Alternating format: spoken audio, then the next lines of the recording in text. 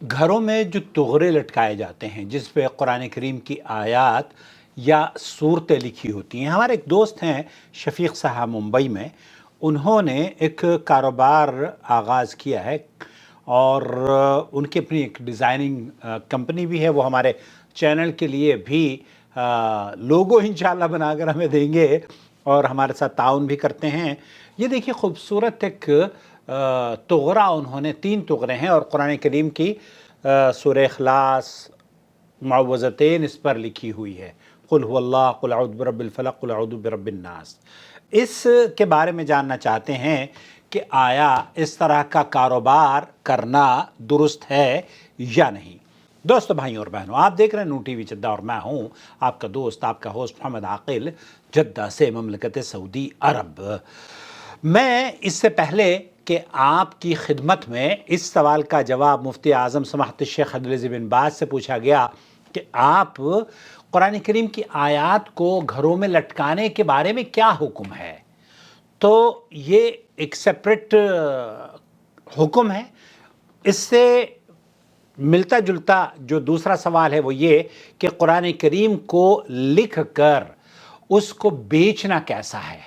कुरान करीम की आयत या कुरान करीम की सूरतों को या कुरान करीम के सिपारों को या कुरान करीम को लिख कर बेचना कैसा है। इसमें किसी भी आलिम का इख्तिलाफ नहीं है कि कुरान करीम की किताबत करके उसे मुसहफ़ की शक्ल में या उसे तोगरों की शक्ल में या उसे पारों की शक्ल में या उसे दुआइया किताबों की शक्ल में। दुआइया किताबों में भी क्या होता है, यही होती है ला इलाहा इल्ला अंता सुब्हानका इन्नी कुन्तु मिनज़ ज़ालिमीन। ये दुआ है जो हज़रत यूनुस अलैहिस्सलाम ने पढ़ी थी और ये हिस्नुल मुस्लिम में और दीगर किताबों में आपको इस तरह की सिर्फ मिल जाएंगी। इसी तरीके से मुअव्वज़तैन है, कुल हुवल्लाहु अहद है, कुल अऊज़ु बिरब्बिल फलक है, कुल अऊज़ु बिरब्बिन नास है, या आयतुल कुर्सी है। इन सूरतों की, जिन सूरतों की फजीलत कुरान और अहादीस में आई है, उसको नशर करने में या उसे लिख कर देने में और उसका मुआवजा तलब करने में मेरे इल्म में किसी अहले इल्म की ये राय नहीं गुजरी है कि किसी ने ये कहा हो कि कुरान करीम को लिख कर आप नहीं दे सकते और उस पर उजरत, बल्कि ये नेक उजरत है, ये इंशाअल्लाह ताला नेक और पाक उजरत है। अलबत्ता जो शक और शुबा ये होता है कि बहुत सारे लोग ये समझते हैं कि ये एक तावीज़ की शक्ल है कि जो आपने कुरान करीम को लटका दिया है और कुरान करीम को लटका कर आप ये समझते हैं कि इससे आपके घर में बरकत नाजिल होगी, इससे शैतानी हमलों से आप बच जाएंगे, इससे रिस्क में बरकत होगी। ये कंसेप्ट भी हमारे यहाँ मौजूद है।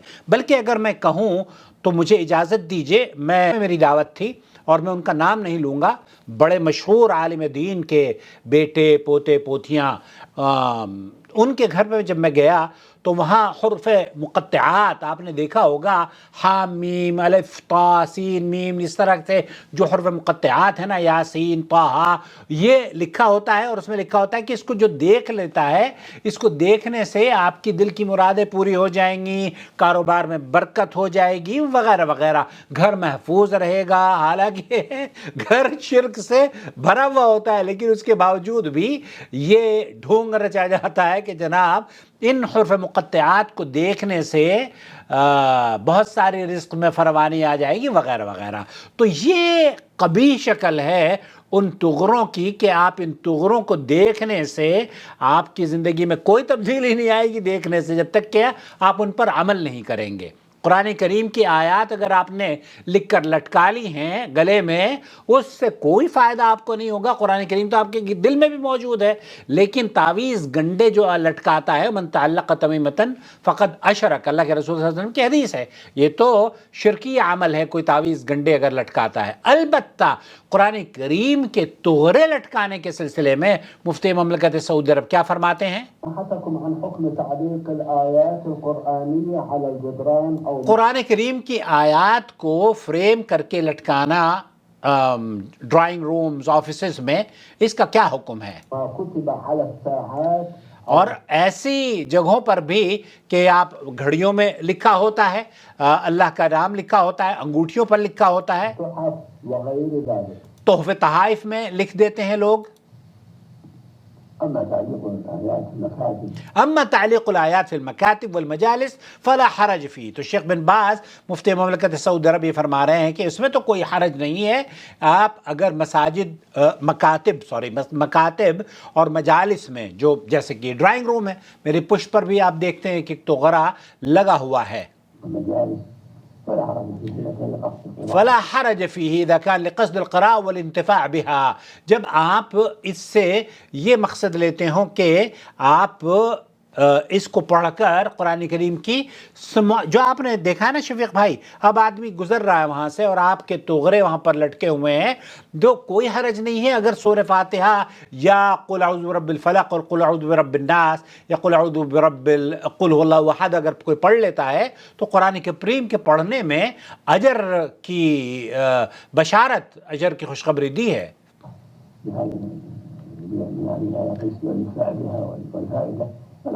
فلا بأس. یہاں اگر آپ اس کو لٹکا رہے ہیں اپنی مجلس میں، اپنی ڈرائنگ روم میں، تو کوئی حرج کی بات نہیں ہے.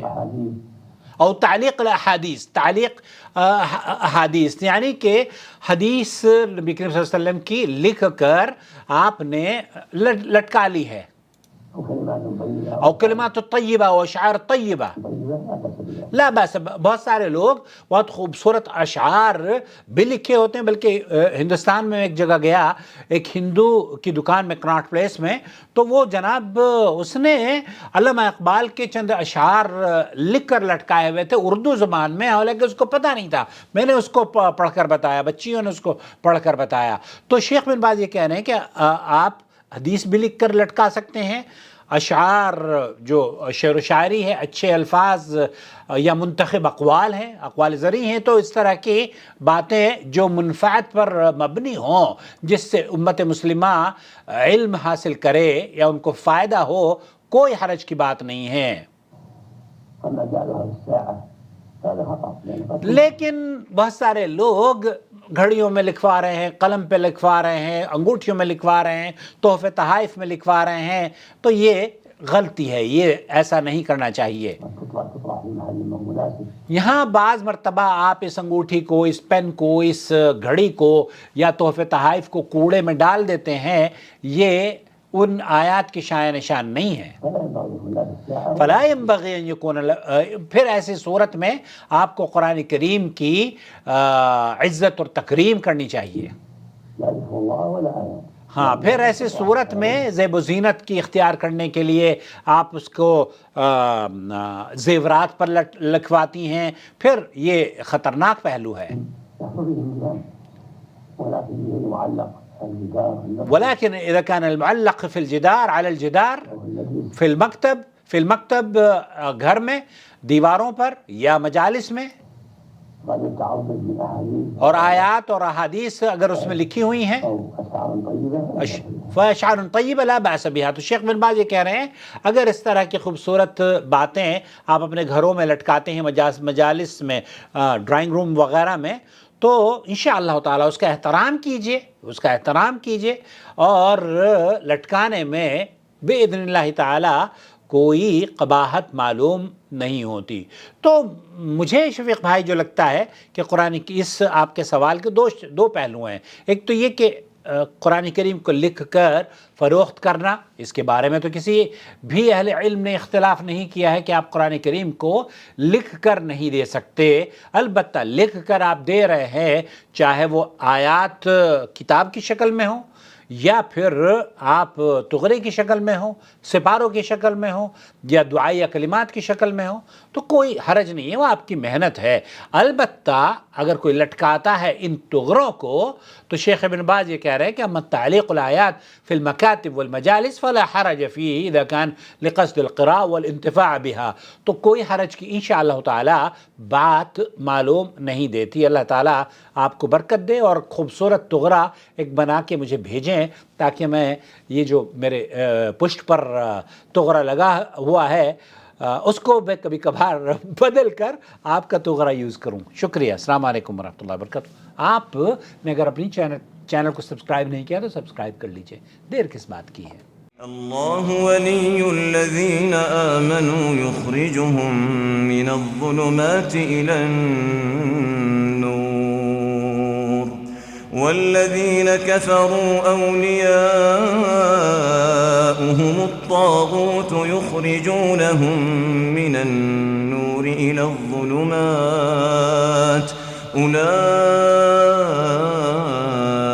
अस्हाबुन नार हम फ़ीहा ख़ालिदून।